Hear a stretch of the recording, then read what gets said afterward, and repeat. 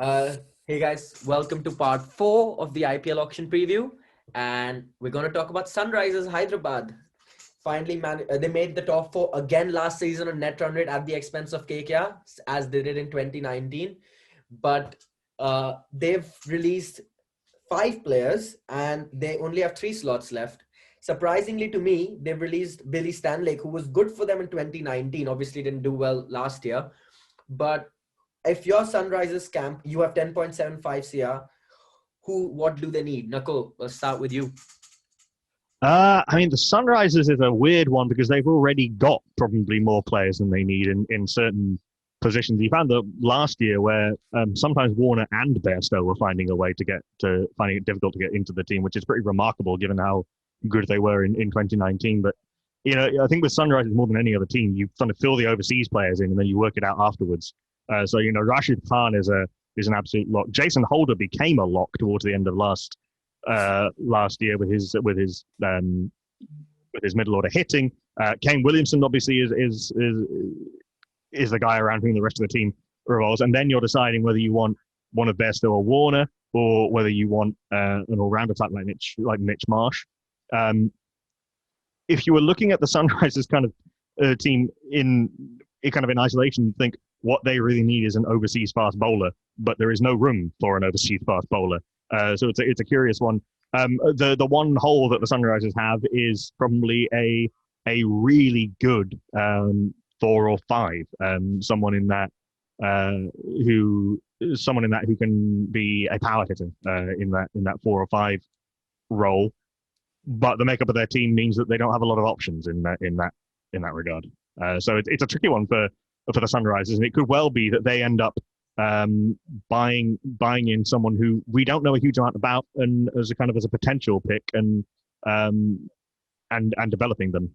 So I think this is a harder one to call from the outside.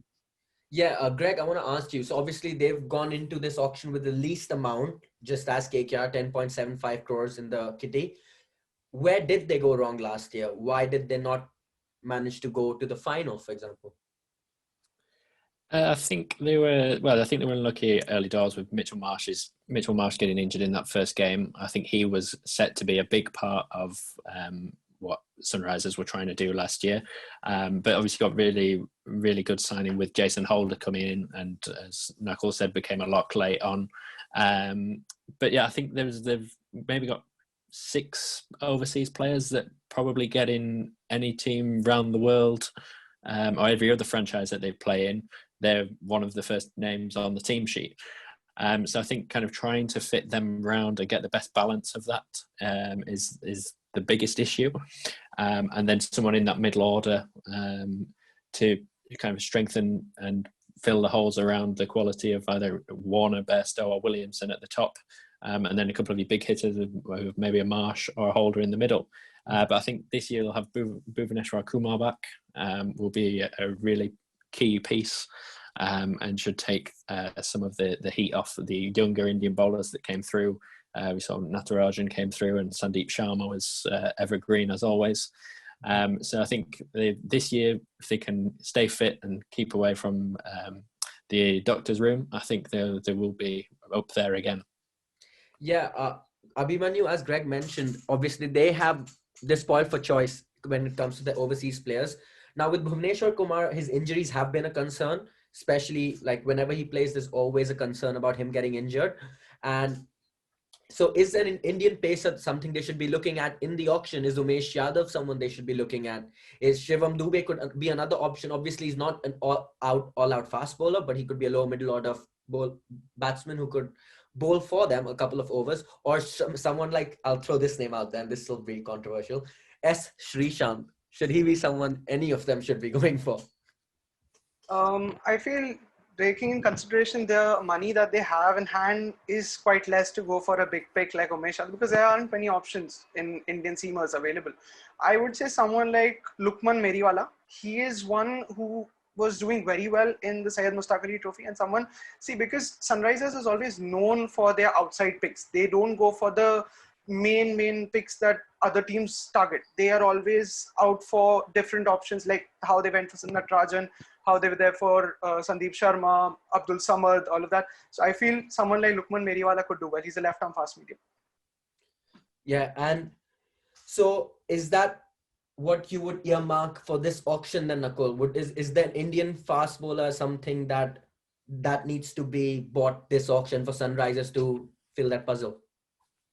That feels like more of a thing for the mega auction, when the likes of Bhuvi and Sandeep and Siddharth Kaul are that 1 year older, and you can really have a look at it properly.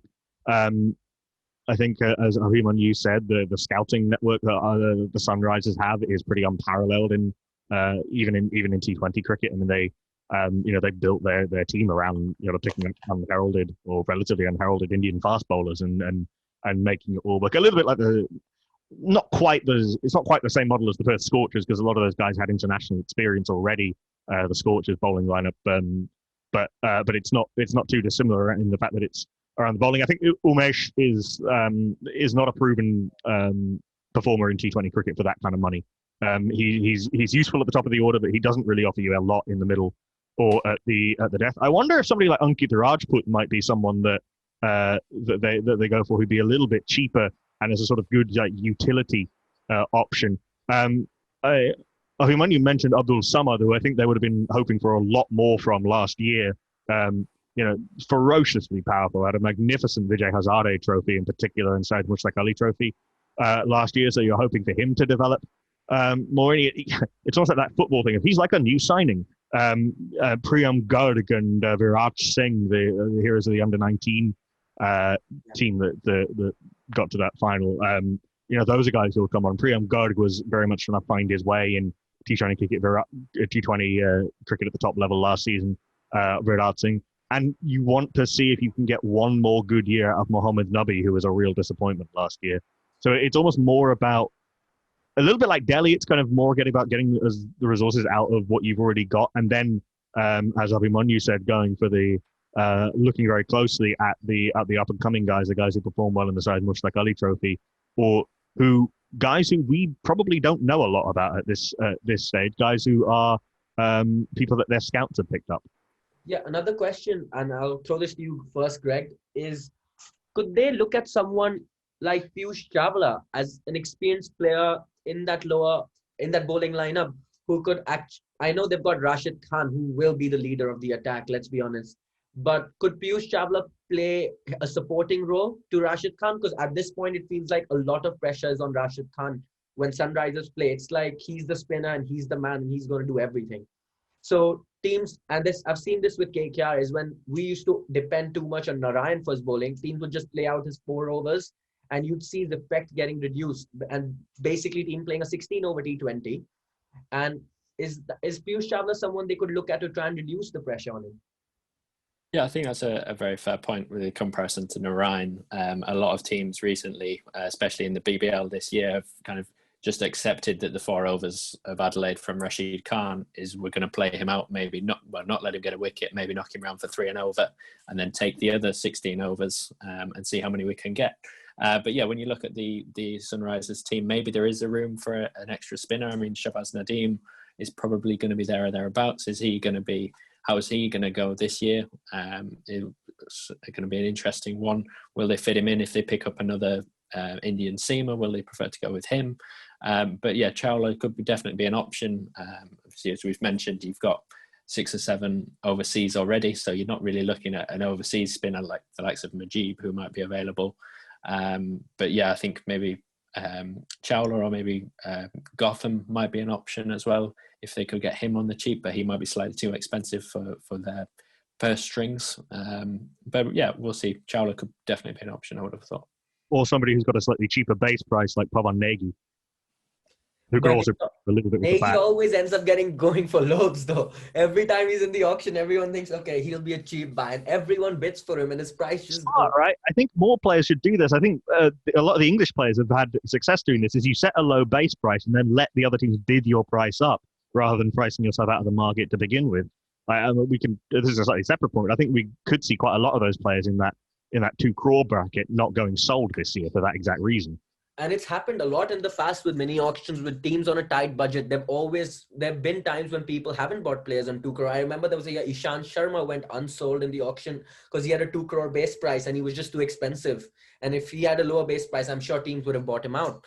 But that's a mistake players have made in the past. Yuvraj Singh has had this problem. I think there was a year he went unsold in the auction when he was base priced at 2 CR as well. So it'll be interesting to see how many of those get bought.